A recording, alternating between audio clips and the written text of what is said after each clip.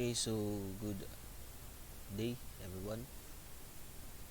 We are now here to discuss the differentiation rules. Last week we discussed already the derivatives and the concept that we have discussed there will be used in deriving the formulas used for deriving or differentiating a function. And if you have researched this already, I know that some of you have already researched the basic differentiation formulas that was already attached in this material that was uploaded in Google Classroom. So these are your basic differentiation formula, and we have here the rules of differentiation. So of course, if you differentiate a constant, the derivative of a constant is always equal to 0. Okay? Just take note, guys, class, the additive constant rule or the constant rule.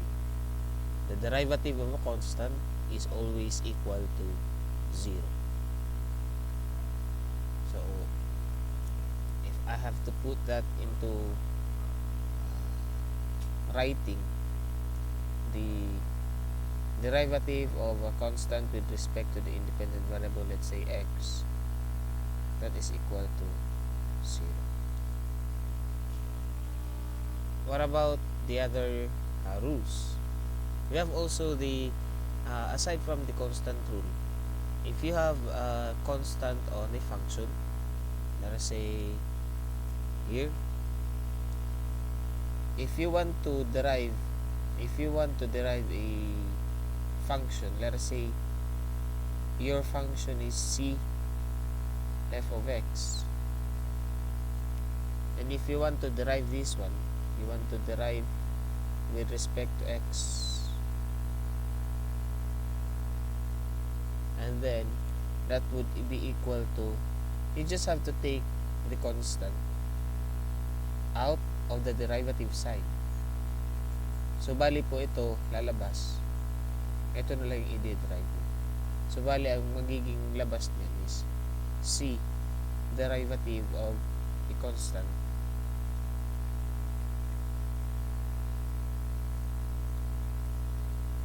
derivative of the function with respect to x. And we know that this notation is just equal to f prime of x. Bali po, inilabas lang natin yung constant. Next, meron tayong power rule. If you are going to derive a function with an exponent n, such that n is a real constant or real exponent, then the derivative is n x raised to n minus 1. So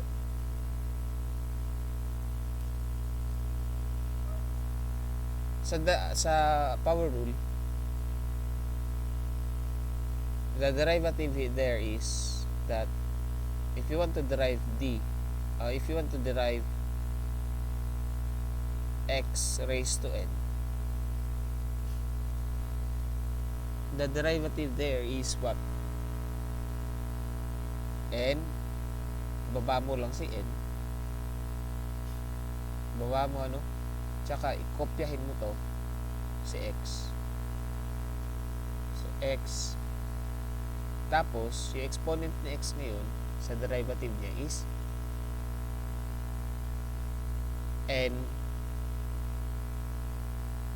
minus 1. Yun lang, simple. The derivative of x raised to n is n x n minus 1. Let's just have some examples first. Excuse me guys, I'm not feeling well. The derivative of a constant, let us say if you want to derive f of x, example, if you have a function f of x is equal to 3 and you want to derive that one, so the derivative of 3 is f prime of x according to the rule of constant. Ito po constant po to 3. So the rule of constant says that the derivative of a constant is 0. So kahit ano pong number yan, for example, f of x is equal to 1. What is the derivative of 1? That is always equal to 0.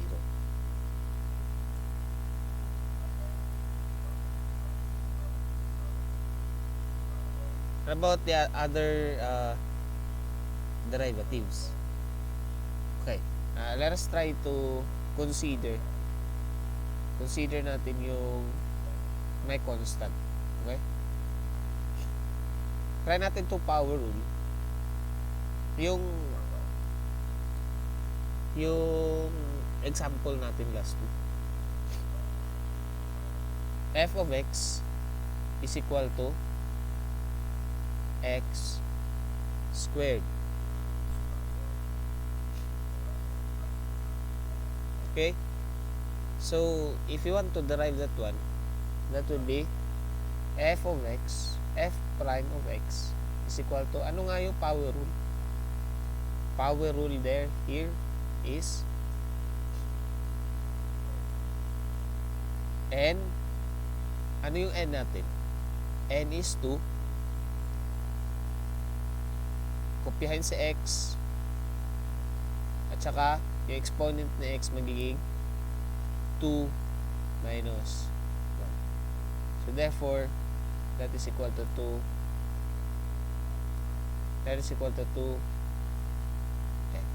This is your f prime of x. Di ba po ang mas madali ito kaysa ipaprocess natin using the 3-step rule.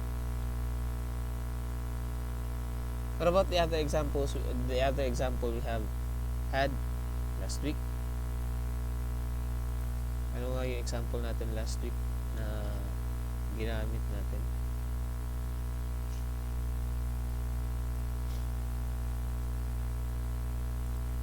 Saglit lang po.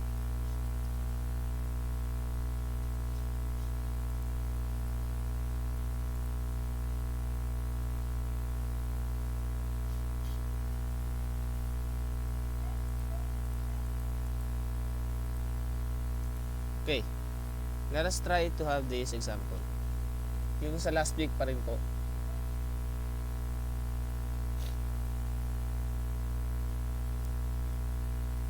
F of x is equal to 3 over x squared. So bali po, anong mangyayari dito?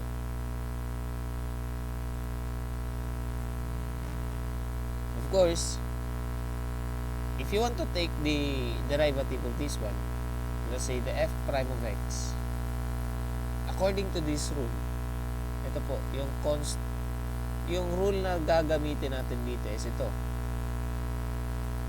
Ito na rule, ilabas natin si c, at saka gagamitin natin is ano? Si power rule. Take note, this is power rule. Okay? Ito po, natawag dito si constant rule. Okay? So, dito, alam natin constant si 3. Let us just denote this one into an exponential form. Pag ita-transfer mo to into exponential form, this is equal to, ano nga ba? 3 x raised to negative. Yan yung exponential form niya. Okay? So, para makuha yung, naka-derivative ka na pala. Kunin ko lang muna to. I'm just transforming this function into exponential. So, kunin ko muna yung apostrophe doon. Kasi I am not deriving the function. So, ilabas ko lang si 3. Yung f prime of x now is equal to 3 and the derivative of this one. Okay po? Ito po yung silbi nito rule na to. Ito. Nilabas ko si C tsaka dinerive ko yung variable ko. So, ilabas ko si constant 3 multiplied to the derivative of this function x raised to negative 2. Ano nga ba yung derivative niyan? Magiging negative 2 x raised to negative 2 minus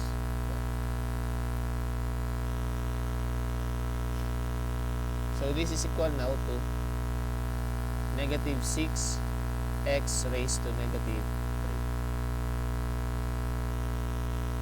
O kung gusto mo positive yung exponent mo, you can transform that one into negative 6 over x cubed. O diba po, mas madali yung buhay. Kesa gumamit tayo ng 3-step rule na ginamit natin last week. So the 3-step rule is just the principal theory behind the derivatives. So itong yung 3-step rule na discuss natin last week, yan yung nagde-derive ng mga rules on differentiation natin. Kaya pasalamat pa rin tayo. Kasi kung wala yun, wala rin tong rules on differentiation. Okay po? Okay. Now, what are the other types of, or what are the other rules of differentiation? We have discussed so far the constant rule. According to the constant rule,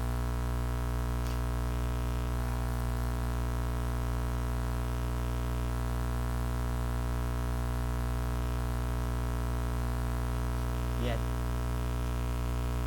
If C is a real number and f of x is equal to C, then f prime of x is equal to 0. Yun sinabi ko kanina, the derivative of any constant will always be equal to 0. Okay? Now, may proof pa dito eh. Kung gusto niyo i-studyhan to, pwede naman. Ginamit niyo yung 3-step rule. Okay? Next is the coefficient rule. Excuse me. Coefficient rule. Ito yung sinabi ko sa inyo kanina. Kapag may coefficient yung function mo, pwede mong ilabas tsaka i-derive yung function. And may proof dito. Pwede nyo studyhan yun. And yung sinabi ko sa inyo kanina, the power rule. Wala.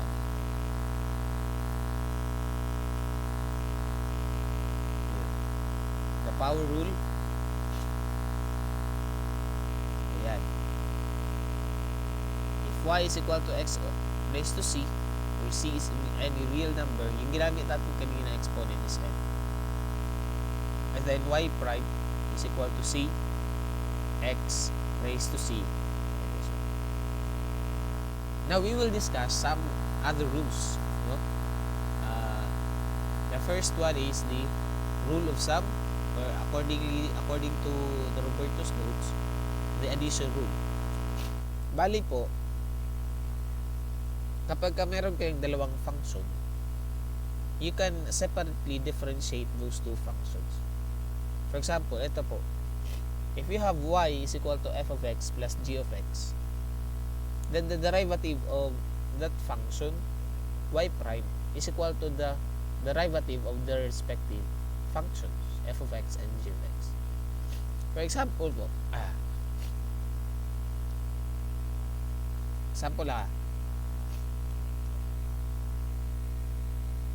according there, pwede mong i-derive separately. For example, f of x is equal to 6x plus 3x squared plus 1. Kasi ganun na lang po. 6x plus 3x squared plus 1. So, pag derive nyo po dito, you just have to derive the terms separately. Ito, i-derive mo siya separately, i-derive mo ito separately, i-derive mo ito separately. Take note dapat wala siyang exponent dito. Pag may exponent yan dito, of course, iba naman ang ating approach dyan. Ang approach ng power rule yung gagawin natin kasi may exponent na yan. Okay? So, accordingly, f prime of x is equal to the derivative of this first. Ano nga bang derivative dito? Magiging 6. The derivative of x is always equal to ano ba? Meron tong 1 dito eh. Diba? So, kung i-apply natin yung power rule, ibaba mo si 1, multiply mo si x, yung exponent na x magiging 1 minus 1. Ito po ay tawag nito ay power rule. Next, plus, ito ay constant. Si 3 constant, so pwede natin ilabas 3 lang. Naiwan si x squared. Ito na yung i-derive mo. So bali, ibaba mo si 2. Tapos, you multiply x. Exponent of x will be 2 minus 1. And of course, meron si 1. Ang derivative ni 1 is always equal to 0. So, magiging plus 0. Okay? So, your f prime of x daw, simplifying, is equal to 6. This is x raised to 0. Any number raised to 0 or any variable raised to 0 is always equal to 1. So, this will be 6 times 1 times 1 plus 6x. Kasi ito x, 2 minus 1, 1. So, x raised to 1 is just equal to x. So, this is equal now to 6 plus 6x.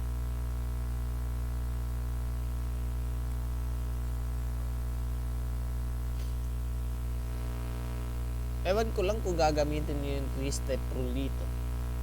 Maguguluhan talaga kayo. Kasi ang daming x. Ayan. Daming x. Dami mong lalagyan ng plus h dyan. Tsaka not to i-consider mo pa yung limit. Tsaka luputan yun. So yung f prime of x daw is equal to 6 plus 6x.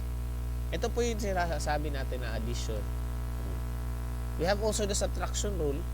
Pareha lang na po yun. Yung pinagkaiba niya lang is yung operator. Yung operator mo is kung minus dyan, tsaka minus lang ilalagay mo dito. Okay? rule of sum or difference. Pareha lang po yun. You just have to differentiate the terms separately. But, always remember na hindi siya naka-exponent dito. Okay po? Plainly, 1 po yung exponent yan dito.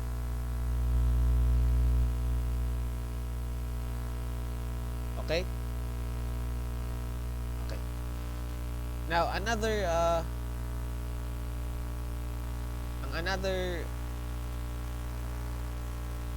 rule na gagamitin natin is the product rule. Ito po. Excuse me. Sorry po.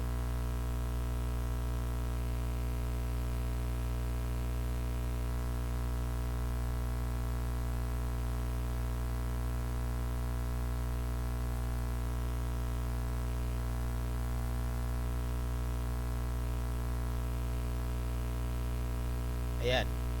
Product rule. If you have f of y, y is equal to f of x times g of x, then your product, the derivative of that function is equal to the derivative of f of x multiplied to g of x plus f of x times the derivative of g of x. Okay po ba?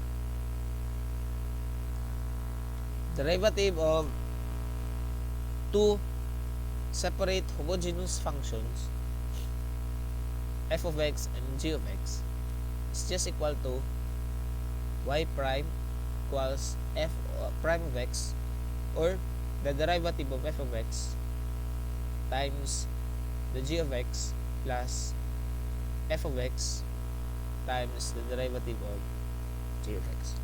Ano ba example natin? Example.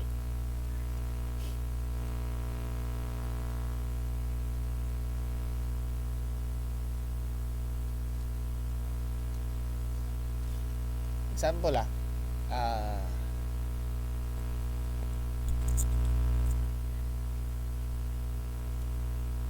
you have a function y is equal to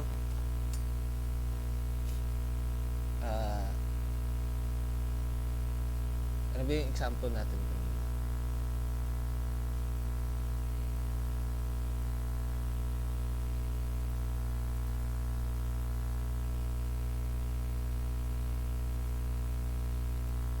Okay, let's say ganito na lang po.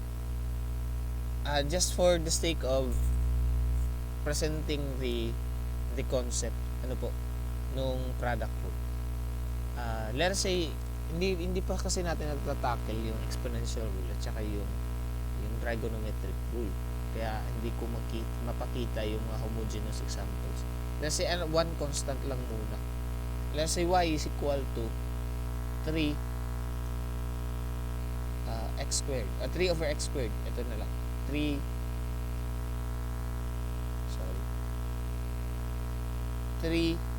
all over x squared. Yung ginamit natin kanina. So this is equal to f of x daw is equal to 3 over x squared. Y and f of x pareha lang naman yun. They're just the denotation of the function. This is equal to 3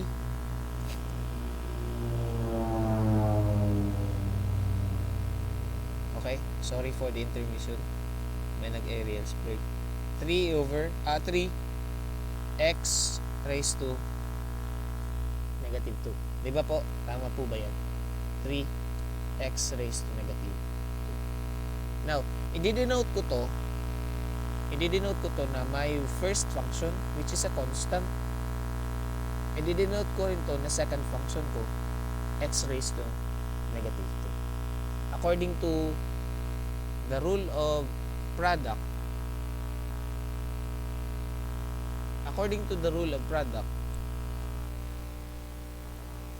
yan po, kailangan kailangan muna natin i-derive si f, yung first function multiplied to the original second function, then add the original first function multiplied to the derivative of the second function. So bali po, ganito mangyayari. Para may guide tayo, lagay ko na lang dito.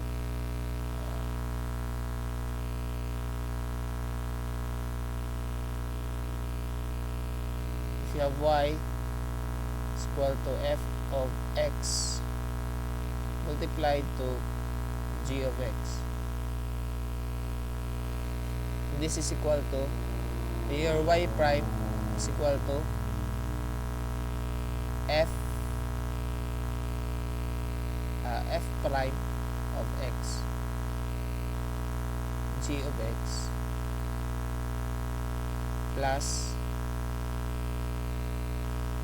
g prime of x plus multiply to excuse me f of x. So as I've said a while ago, ito po yung f of x natin, which is a constant. Ito po yung g of x natin. So by using this formula, we have f prime of x now is equal to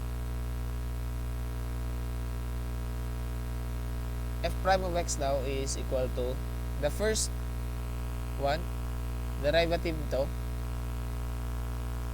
which is 0, multiplied to this one, x raised to negative 2, plus ito, x raised to negative 2, derivative nito, or 3 na lang una, plus 3, derivative nito, magagamit mo yung product, I mean power rule. So minus 2x raised to negative 2 minus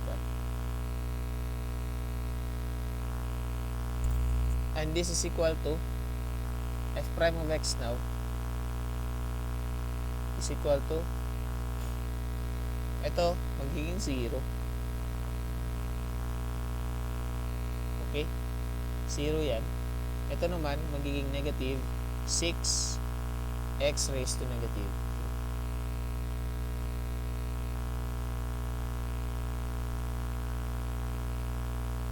2. Or simply put, this is equal to negative 6 over x cubed. So di ba po, pareha lang po sila ng labas. Ito po yung ginamit natin dito is product rule. Yung ginamit natin kanina, it's just simply a combination of a coefficient rule and a power rule. Okay? Next, ano ba ang sunod nating rule? We have also here quotient rule. Ayan, quotient rule. If y is equal to f of x over g of x, then y prime is equal to the derivative of the numerator multiplied to the denominator minus the numerator derivative of the denominator all over the denominator squared.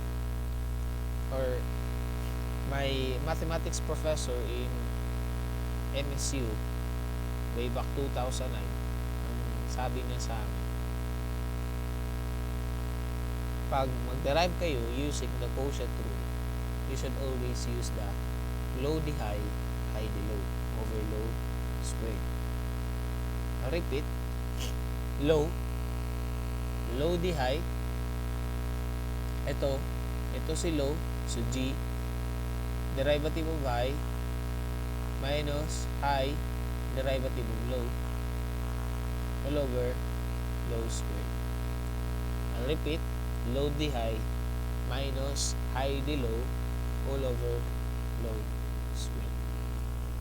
So, bali po, ito pa rin example yung gagamitin natin. This time, we'll be using quotient rule. So, f of x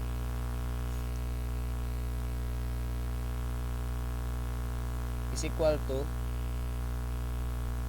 3 over x squared. Ano nga po yun? Using quotient rule, this is equal to low d high, low, which is x squared, derivative of I, which is a constant 3, derivative of I is 0 kasi constant siya minus high, the low, derivative of low is ano po yung derivative ng x squared? Derivative of x squared is of course using the power rule, magiging 2 x raised to 2 minus 1 all over ano nga yun? Low squared. Ito po yung low natin function na sa low. So this is equal to, hirap huminga guys kapag kami sipon. So this is equal to f prime of x is equal to 0 minus 6x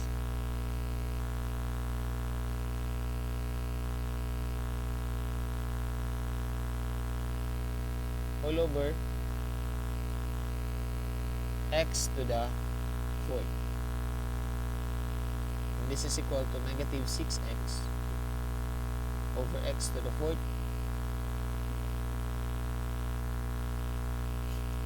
and this is equal to negative 6 over x cubed.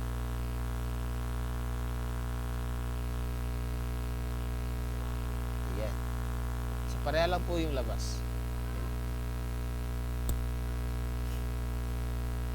So, at this point of time, we have already discussed ano nga yung pinakauna? Constant rule.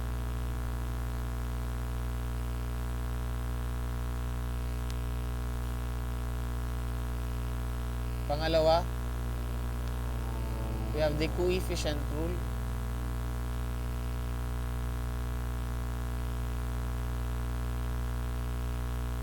Pangatlo po, we have the power rule.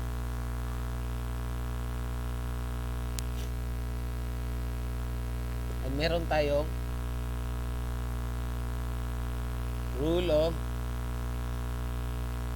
sums or differences. Or pwede rule of sum or difference.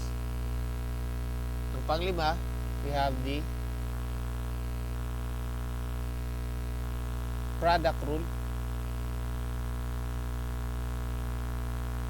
At ang pang-anim, meron tayong quotient rule. So, bali 6 na rules yung natakil natin. Okay? So, with these rules, perhaps you can now derive some functions na hindi na natin gagamitin yung 3-step rule para hindi mas lalong dudugo yung utak. Okay? Okay, so that is just, those are just the differentiation rules, basic differentiation rules. Pag na-familiarize niyo po yung 6, bali magiging magagaling na kayong mag-derive ng mga equations. So, you just have to familiarize those rules on differentiation. On top of that, I suggest you print this differentiation formulae. Okay? Kasi hindi na natin i-derive gamit ng 3-step rule. Kasi mataas po yan eh. Masyadong mataas po yung mataas po yung proseso. So, I need you to familiarize also this one. Ito po. Itong mga differentiation formulae ng trigonometric functions. So that if we will have examples sa pag-meet natin, masusundan nyo po kung ano yung mga derivative ng mga differential derivative ng mga trigonometric functions, including these logarithmic functions. Ano po? So we will see you this week. Nagtabay lang po tayo sa meeting link. Pasensya na po talaga kasi may mga naabala lang sa mga bagay-bagay. Kaya hindi kayo na-meet last week. Okay? So, I think this is the last topic for the midterm until the chain rule. And after that, we will have our midterm examination. Okay? So, for further announcement naman po, mag-meet pa naman tayo. So, we will see you on virtually this week. Thank you so much.